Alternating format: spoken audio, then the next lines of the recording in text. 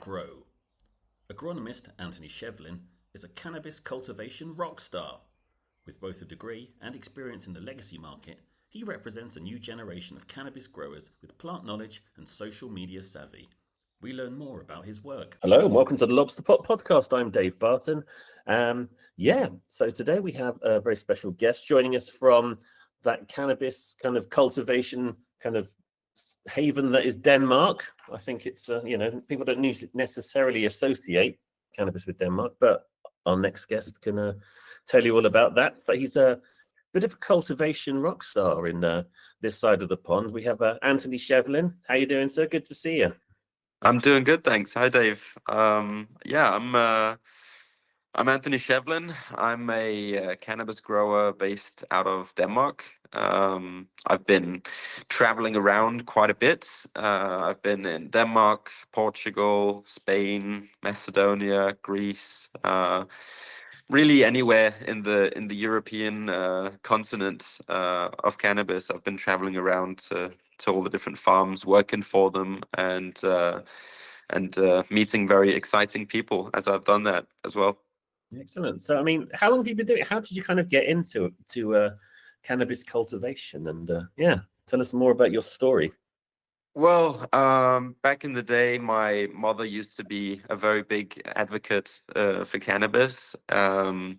And through my childhood and my upbringing, I was exposed to cannabis in different ways. You know, I've seen a cannabis plant as a child. I've seen people smoking cannabis, and as I got older myself, I started participating as well.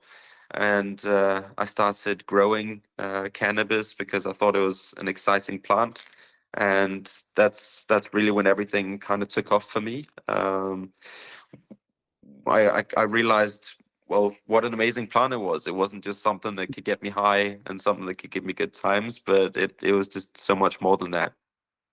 That's amazing. I mean, everyone's kind of got a story that kind of introduced them to the plant, but again, not many people I speak to sort of said, well, my parents had it sort of quite, openly, but that's cool though. I mean, but again, how did you kind of get more into the cultivation? Did you kind of study the plant, or did you just is it just through trial and error? Or tell us a bit more about how you did that part of it. Well, since I was about maybe 15 or so, I kind of became the family's black sheep. So I started experimenting with a bit of cannabis growing from that age already, and started studying online, just like Googling stuff and researching, how to grow a plant. Mm-hmm. And it just kind of evolved from there to the point where I was doing some home grow activities on larger scales in different countries, and to the point where a medical trial period was going to start in Denmark in 2018. And when I saw that, I jumped out of. I was in a career in sales. I had done international marketing and business studies and had a degree. Was making good money, and then from one day to another, I just decided to stop doing that, go to agricultural school, start studying horticulture and agriculture, and jumping into the medical industry instead of being in the illicit industry. So it was just a decision I made inside myself. I was like, I'm done doing these illicit activities that bring, stress, paranoia, all that kind of stuff that everybody that's done that knows about. I wanted that gone. So I thought I'd try and see if I could give myself opportunities to do what I love, but do it legally and do it openly. So I decided to try that in 2018. And 3.5 years later, I had a degree in my hand with specials in genetic manipulation. So, creating new genetics, crossbreeding, all this kind of stuff. And then I started my own company, Shevlin Consulting. Which was my first go and first try at running my own international company, and thankfully that went really well. I ended up partnering up with another consultancy company. I came to Macedonia. I was project managing Macedonia's biggest licensed company. Ended up becoming the director of the cultivation and post-harvest coordinations. in that same company. Right. And all this happened within, well, 2 years of Oh, making my company and finishing my degree.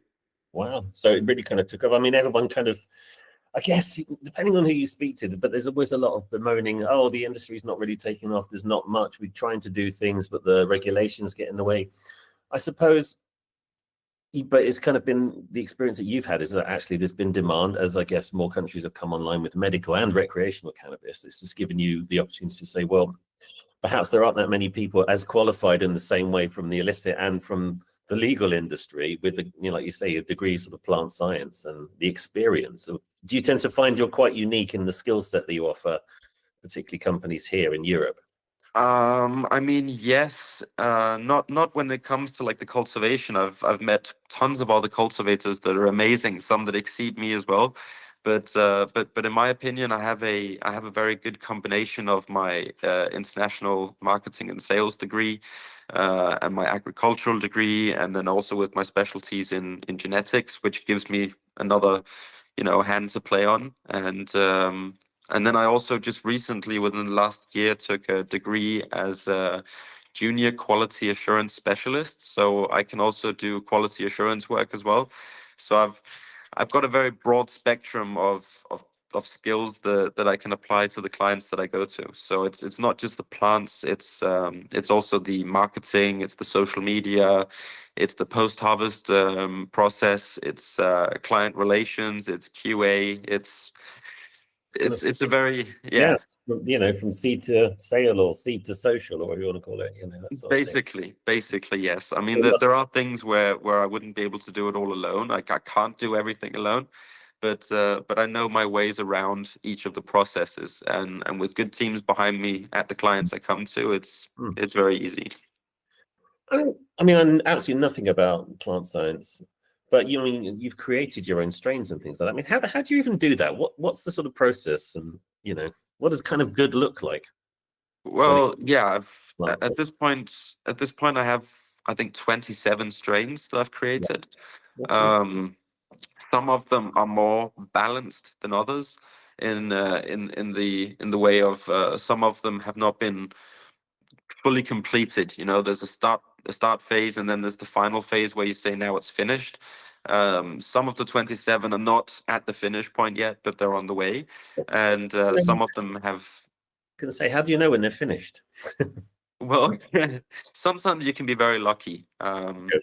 So, Sometimes yeah, you can. yeah, I mean, if we even take it back to basics, so you get a plant, I guess you're cross-pollinating to an extent. So, Yeah, basically, I just start finding two plants that I think are really good, right? mhm, So, for example, I have one plant, plant A, that yeah, has a very big yield, but a very low potency. And then I have plant B, which has a very low yield, but a very high potency.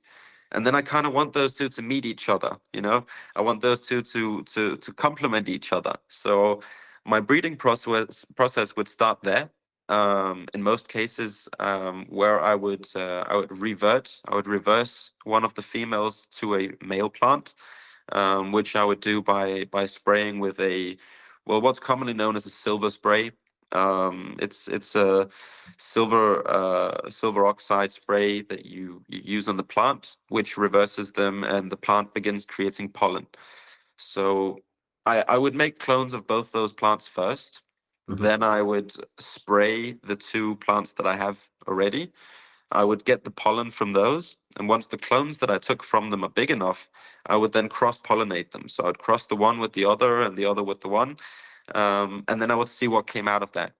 Sometimes you can be lucky that the first go creates the plant that you were looking for and that you needed, and boom, you're finished.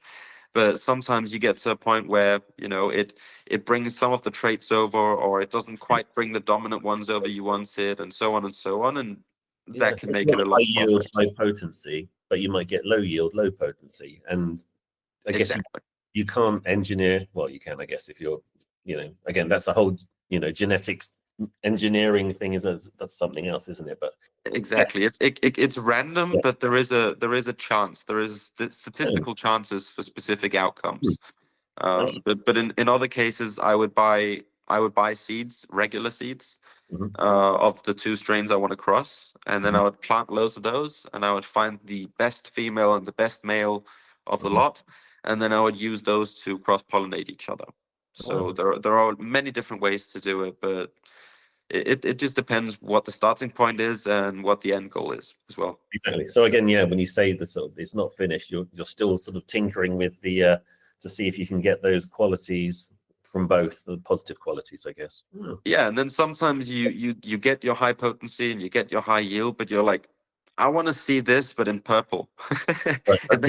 then you start again, then you find something purple, and Yeah. then it's Yeah. back to basics again. And then yeah. Cool. And that's fascinating. And again, how do you? I mean, again, in terms of your sort of work, I guess particularly in the sort of medical cannabis sector, I mean, Yep. what are people really looking for? Is it just a wide variety of things? Some people want kind of high CBD, low THC. Well, When you're sort of building something do they have an idea usually what they're looking for and they're asking you to implement it, or are you kind of consulting on, actually, I think in terms of your products, this is the sort of thing that's missing. How about we try and create something that fills that gap, if you like? yeah, I mean it's mostly in the medical industry and the medical patients that we're looking for. Mhm. Um, they're mostly not medical patients. I would say that the medical group is very small, and Mhm. the rec medical group is the larger group, and those are the people that know what they want, and they know what's on the market, and they know what kind of products they could have, what they don't want. They have a preference already. They're very And well then and informed. and Yeah. then you have the real medical patients that have no idea what they want, because they might never have tried it before. They don't know that there are millions of different strains out there. They don't know, that white widow could be made by this breeder or this breeder or this breeder. You know what I mean? They have no clue what's going on behind the scenes. They just get a product, and then it works or it doesn't work. Yeah. So the big portion of the majority of the rec medical users Mhm. are the ones that we tend to, and usually that just goes on market trends. You can see what starts becoming popular. I mean, at the moment, as far as I'm aware anyway, it's a lot of that candy, the sweet, the kind of fruity, not all those danky strains. They're not very trendy right now. People, they want, well, candy strains. That's what they're talking about. And Kind of, it's basically all about following like Reddit and all these different places and seeing what people are talking about, and then I do what I can to implement that with my clients. yeah, that's cool. And again, so I guess they'll have different briefs depending on what they're trying to do and what, like you say, sort of missing from there, and what their sort of clients or patients are kind of asking for, really, depending on how well informed or not they are about. Exactly, But that's exactly. interesting. When you talk about the kind of rec med, do you feel like is it in sort of medical markets, I guess, particularly in sort of Germany, where you've kind of got the sort of two sort of emerging side by side a little bit? Yeah, It's quite, yeah. I yeah, mean, no, I also seeing it from a perspective of, for example, I'm a medical patient myself here in Denmark. I suffer from chronic migraines. But I know that there are other patients in Denmark that aren't necessarily patients, but have found a way yeah, to use an ailment to get a prescription. So okay. so that's what I mean by the rec medical patients. Hmm, They're patients that are in the medical system, yeah. but not necessarily for medical purposes, but more because it gives them a safe haven as well. Hmm. You know? No, absolutely. And I think I don't know, this is the sort of argument I've heard is kind of, we think of all cannabis as therapeutic, regardless as whether it's stress relief, but you might qualify for it for pain relief or something like that. Or Yeah, so in that kind of context, this is the thing. This is what always kind of gets me about cannabis as a plant. It has so many kind of positive properties, but it's almost as though you can't isolate one thing, but without it giving a benefit to something else. And I think exactly. pharmaceutical industry has a kind of issue with that because you can't sort of pinpoint as such. Or can you? I mean, I guess you can get certain qualities of, terpenes and cannabinoids and things like that. And they all have kind of different properties. So, I mean, yeah, sorry, I'm going to say, do you feel like you can create things that will have specific benefits a cultivation stage, or is that almost like, damn, that's just too difficult? Or yeah, that's again. No, you can definitely do that. My first strain that I created is called Firefly Purple, and that was specifically created for myself and my migraines. So in Mm, that case, I was trying to create something that could both relieve my neuropathical system, but mm, also could function as like an anti-inflammatory, because my, mm, everything is kind of inflamed and everything. So I needed multiple things in there, so I had to find specific strains that contain terpenes that each focus specifically on those things. So you can definitely do that. You can find caryophyllene, you can find citronine, you can find limonene, you can find, well, anything really, that will work for each of their own mm. medical Yep. purpose. So depending which one you pick out and put together, you can create something unique for each patient group, without any problem. Do you think? I mean, I think that's amazing. Do you think a lot of medical cannabis companies are actively doing that, from your understanding?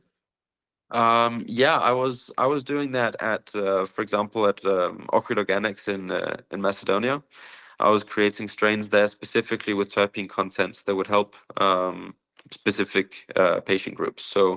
So it is definitely something companies are working on actively, and I think terpenes have, within the last 2 years, have become a bigger topic than it has been previously. Mm, And as far as I'm aware, also as a geneticist myself, is we're all trying to remove that whole potency claim that is on all the products right now. Like the focus for us is not. Previously, it's been like we just need to bang out the biggest and highest THC numbers, and the higher it gets, the better it is, and the better the grower, and all that kind of stuff. But that's okay. that's just not the Was that case a at all. kind of sort of, I'm going to say dick swinging contest among growers? Like, I can get the highest one. No, actually, I've got one that's like, 30%. Well, Yeah, is that happen? exactly. It does happen, and it's gotten to the Yeah, point in a lot of countries where the labs themselves, yeah, they even make the numbers higher, because it makes those growers go to those labs and feed their pockets. So okay, you end up seeing these products that have like 40 something percent THC in them. That would literally mean that if you had a gram of weed, then yeah, 0.45 grams of that should be just pure THC. right, And that's literally, it's not possible. um, you can get very high numbers and all these things, but the mhm, yields of the plants are usually very, very small as well. mhm, Um, when you do get a high number and a high THC and a high yield and all that, usually the terpenes are suffering. There's always something that you're losing out on if you're aiming for something specific. So go for like a really high 35 something percent THC or higher. You're yeah, going to be losing out on either yield, terpenes, or something else along the way. exactly. I guess, yeah, that's that's them's the breaks when it comes to nature. You dial something else up, and something else has to sort of. Exactly, and I think it's also gotten to the point now where most growers, they also agree that we want to focus on something else than potency, because potency just doesn't tell you anything about the quality of the product. What tells you about the quality is the terpene ratio, the terpene percentage as well. If you have a very low terpene percentage in there, well, then you have, well, lower medical benefit. That kind of comes, hand in hand. So it's I think the focus this year is going to go heavily over on terpenes, Yeah. and those kind of compounds. No, definitely. I mean, I've certainly seen, companies specifically dealing with terpene, terpene extracts and things like that more and more at a lot of the sort of shows and things. Mm.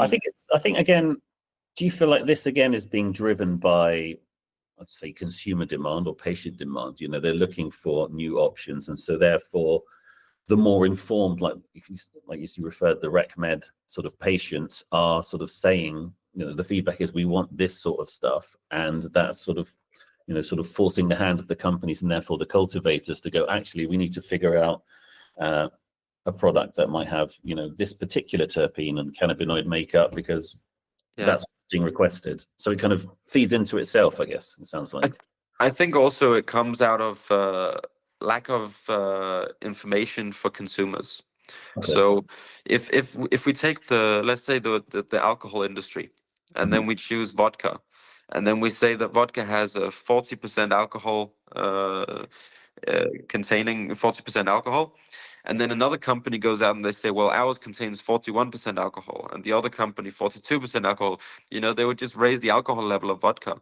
Mhm. But that's not what you sell vodka on. You sell vodka on either the brand, or you sell the vodka on how it's made or what it's made with, or you sell it on a recipe or a brand or something Yeah. like that, right? Like if you And keep going up and up and up with the sort of percentages with the THC or whatever, it's like there's no other. You're just competing on that. There's nothing to differentiate it other exactly, than it's the and strongest. and that's where the problem comes from. That's, as long as people, they don't know and they're not informed about anything other than THC, well, then that's what they're going to be looking on and focusing on when they're purchasing products. Mm. So they just don't know better than that, and that's why it's the industry's job to start focusing less on THC and focusing more on terpenes, handling of product, where is it made, all that kind of stuff, Mm. because that's what's going to be selling products, and that's going to what's going to differentiate people Yeah. and companies. Yeah, no, absolutely. And do you feel like there's awareness of this from everything, not just the patients, but I guess the clinics as well? Where, I mean, do you have any dealings with the clinics themselves, or like the medical, I guess, the prescribing doctors? Well, I don't directly have any dealings with Yeah. them, but what I can say is there are, for example, different websites like MedBudWiki and stuff like that, where you can see, a menu card, you can see prices, you can see all these different things. Mhm. And when you do go to websites like that, you can see that there are terpene profiles as well on a lot of the products, but you can still see, if you compare THC to price, that the THC and the price are still kind Yeah. of bonding somehow, Yeah. but there's more consumer information coming out there, and there's more information coming from these websites and from the clinics themselves as well. So that helps a lot. Yeah, no, absolutely, absolutely. And say, in terms of, again, coming back to kind of plants themselves, if you had any sort of tips for those who may be home growing, where it's legal, obviously, Uh-huh. what would you say? How can they really look after their plants? What are some of the basics that people should be doing if they're coming into it? I guess it kind of depends whether they're using soil or hydroponics, but what have you seen as some good kind of home grow techniques, and what should they be aware of to make sure their plants stay healthy? Well, to be honest, when you grow at home and when you haven't tried it many times before, then I always tell people, keep it simple. So don't be following 10 different influencers that explain about home growing online, because they're going to give you 10 different explanations, and then you're going to be trying those 10 different things mixed with each other, and it's going to end up really bad. Yeah. So I would always say, keep it really simple. Buy a small tent, for example, convert a little closet, something like that. Get an LED lamp, about like 200 to 400 watts, something like that, and then use cocoa or use soil. Um, You use say a cocoa, like coconut hair, is it? Is that right? Yeah, cocoa fiber. Yeah. So basically like a cocoa mulch kind of thing. Yeah. But either use that or use soil. Um, 9 to 11 liters, Mhm. and don't vegetate your plants more than 2 weeks. Just 2 weeks, and if you even if you think they're a bit too small, just flip them, because they're going to grow a lot during the flowering. Um, that's basically what it's about. Keep a good airflow in your grow room. Add a little CO2 canister if you want to advance it a little bit, but not necessary in the beginning. Mhm. Just yeah, That's these it. things. So just I mean, again, sort of checks and things like that. Make sure. I mean, I guess if you're kind of doing an indoor grow at home or something like that, you're going to have fewer sort of pesticides and pests, and the need for pesticides and things like that. But Exactly. Otherwise, there are foliar sprays for that you can use, but right, only in the vegetation stage. I wouldn't recommend foliating anything during flower. okay. And typically, what is that kind of timeline for it to grow a decent sized sort of plant that you can harvest? I mean, I guess will depend, but typically, what's Well, this? if you start from seeds each time, you should expect somewhat 3 weeks of vegetation, because seeds are a bit slower. And after that, you should expect 8 to 10 weeks of flowering, depending on what kind of strain you're using. So we're looking at approximately 3 months per run, basically, if you go from seeds. But if you then find yourself a mother plant and do your clones, then you're looking at different time frames, because then you can prepare your vegetation plants while you're flowering, and the cycle's faster. This is it. But again, coming back to the idea around sort of growing in cannabis, and there was always this. I was reading about how it provides nutrients back into the soil, and I guess one of the arguments and around sort of CO2 capture and things like that. What are some of the benefits of sort of growing cannabis and hemp? I mean, again, people talk about hemp because they don't like to say the C word, don't they? But it's all the same plant, varying levels of, like you say, THC and CBD and things like that. But again, if you think about hemp itself and what it can provide to the soil, it's actually good, isn't it?